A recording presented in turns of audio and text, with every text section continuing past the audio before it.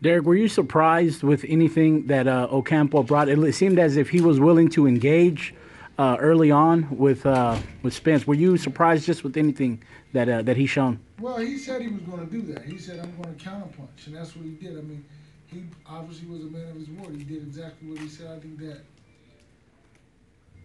a lot of times when you use your offense, you're open for some sort of defense. And, you know, that's what happened. He didn't cover up the middle shots.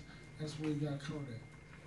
You know, when we spoke with you on Thursday, you know, you mentioned that whenever whenever you watch film or when you watch fights with Earl, you know, if you notice something, in his arsenal that you need to work on, you'll address it in the next training camp. Was there anything in particular you seen with Earl in this? I mean, the fight ended early, so there was really not enough to see because he was in there and he was, giving it his all. Well, no, I mean, I saw something I could probably do. I mean, we always strive for perfection, and I mean, it's hard to find that. So, I mean, as long as you keep striving for perfection, you'll always be working on something. So, regardless if it was a good fight, a great, no matter how fast it was, you always still, I believe, that you have to continue to find something wrong, something to make it better, something to get better.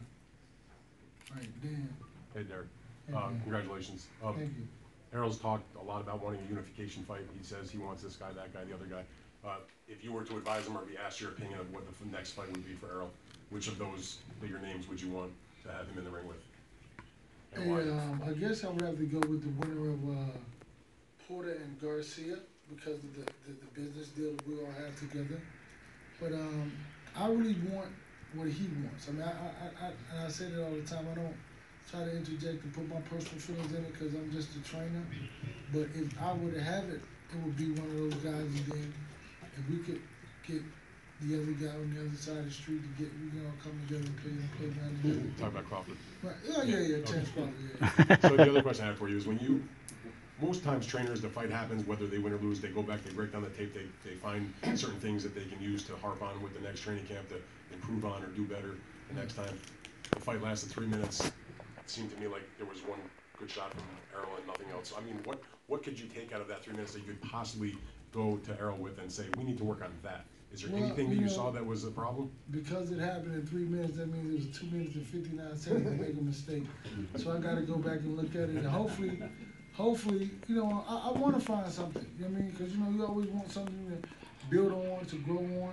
His conditioning was great, his fitness was great, and but the guy tried to mix it up, which he said he was going to do that. So you take this idea. They said, well, somebody asked him, which I think it was him, asked him to say like, what do you think that you bring to the table that you could do? And he said you're going to do a lot of counterpunching, which he did, and his timing was a little off, but it would have been a little successful had Errol not had really good defense. With your naked eye in the 3 minutes, did you see anything that you saw that you would want to work on?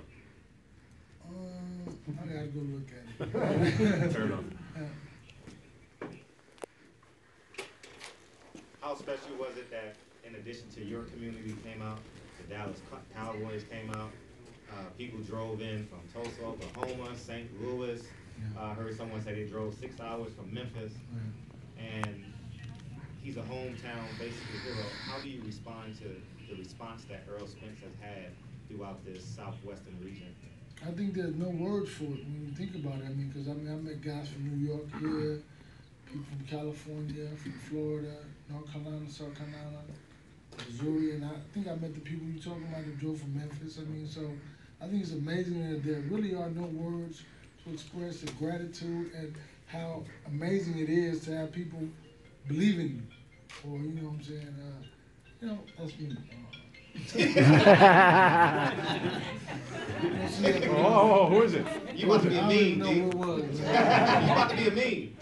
No. But no. So I think that it's amazing, and we want that type of reception. I mean, that's the type of reception you get to becoming a superstar, where people actually drive and spend their own money to come to the fights, and not just only local people. That's a lot of love, and I see a lot of love in my man he came from Slidell, Louisiana.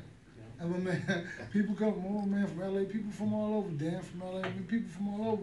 So it's very special to have that, and it's good. And to level up, it was a first round knockout, and I saw 13,000 people celebrate the first round knockout. I haven't seen that in a long time, you know? Yeah. Can you speak upon that? I was a little afraid because, you know, if you think about it, people come out and they spend their hard-earned money on a fight and they want a little bit more, right? But they were so happy with that body shot, and they didn't think, well, maybe he's taking a flop, because he was really in a lot of pain. So I'm happy about that, because I was like, well, this can't happen, even though I can't tell him that because it'll mess with him a little bit. But I was happy, man. I was happy to see everybody